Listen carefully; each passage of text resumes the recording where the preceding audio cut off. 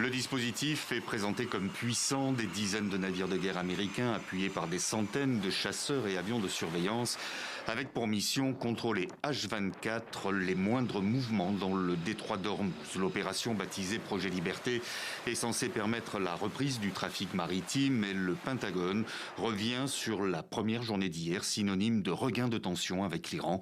Washington dément chercher la confrontation tout en mettant en garde Téhéran.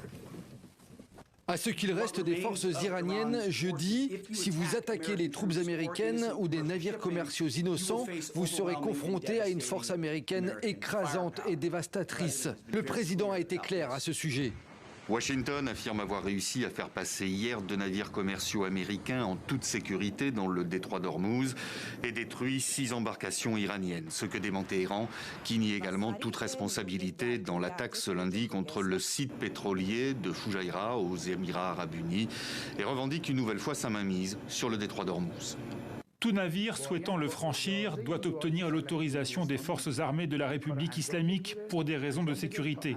Tout navire appartenant à un ennemi hostile qui tentera de le franchir sera traité avec la plus grande fermeté. Avec ce double blocus, ce sont toujours plus de 20 000 marins à bord de plusieurs centaines de navires qui n'ont pas bougé depuis le 28 février dernier. C'est le cas d'un pétrolier indien et ses 24 membres d'équipage, son capitaine, attend de voir les premiers effets concrets de l'opération américaine.